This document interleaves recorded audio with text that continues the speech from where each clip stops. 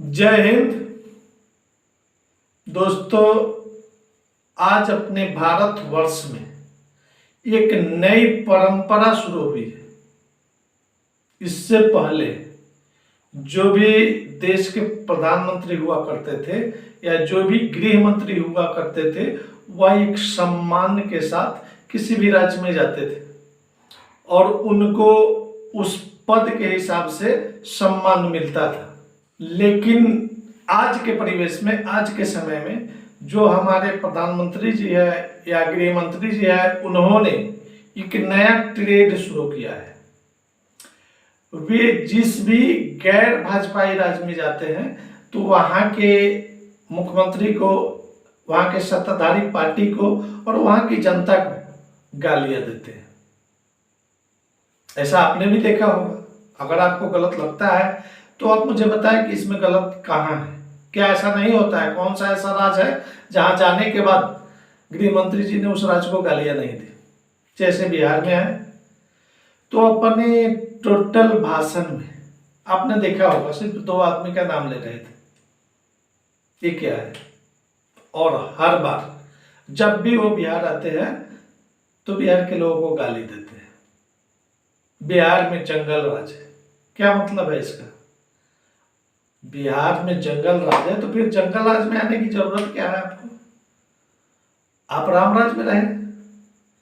अगर जंगल राज में आते हैं और यहाँ के लोगों को आप गालियां देते हैं जंगल राज के रूप में, तो आप जरा समझने का प्रयास करें कि यहाँ के लोगों के दिलों पर क्या बीतती होगी।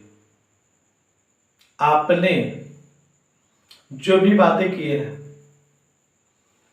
मैं सरकार से यह पूछना चाहता हूं कि माननीय गृह मंत्री जी के द्वारा कही गई या किए गए वादों में से कोई 5 ऐसे वादे जिसको उन्होंने पूरा किया हो। सिर्फ और सिर्फ हवाबाजी होती है। और कुछ लोग उन्हें लौह पुरुष की उपाधि देना शुरू कर दिए। दोस्तों, लौह पुरुष सरदार वल्लभ भाई पटेल जिन्होंने देश के लिए इतना संघर्ष किए और देश को कहां से कहां पहुंचाया। क्या हर आदमी लौह पुरुष हो सकता है? क्या हर व्यक्ति राष्ट्रपिता हो सकते हैं? क्या आपको ऐसा लगता है? माननीय गृह मंत्री जी आते हैं बिहार में और सिर्फ झूठ का झुंझुना पकड़ा के चले जाते हैं। क्या मतलब है यह? क्या मतलब है इसका? जरा बताएं।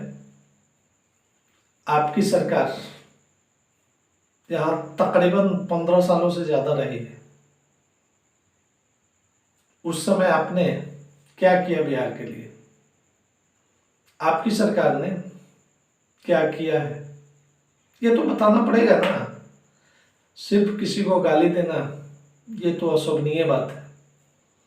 माननीय आप जैसे सर्वश्रेष्ठ पद पर रहने वाले व्यक्ति अगर ऐसी बातें करें, यह अंतर्राष्ट्रीय स्तर पर भारत का अपमान है, भारतीय लोकतंत्र का अपमान है, भारतीय जनता के अपमान है, भारतीय सरकार का अपमान है। इस चीज को आपको समझना पड़ेगा।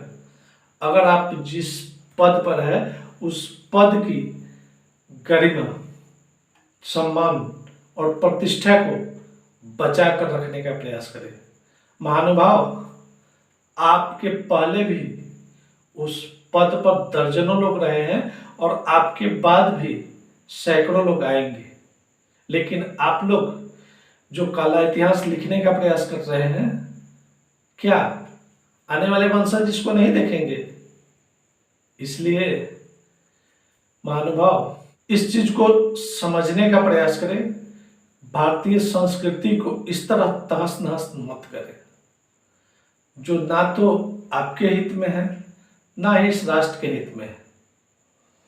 जब तक सत्ता होती है तो जयकारे लगते हैं।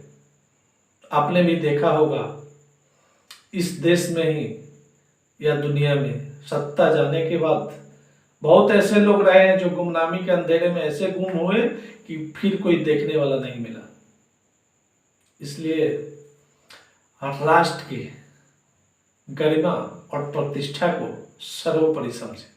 राजनीतिक प्रतिस्पर्धा अलग चीज है और किसी राज्य को गाली देना यह अलग चीज है। इसलिए मैं आपसे आग्रह करता हूँ, विनम्र अनुरोध करता हूँ, माननीय गृह मंत्री जी, किसी भी गैर भाजपाई राज्य में जाए तो उस राज्य की जनता को गालियां मत दें। धन्यवाद।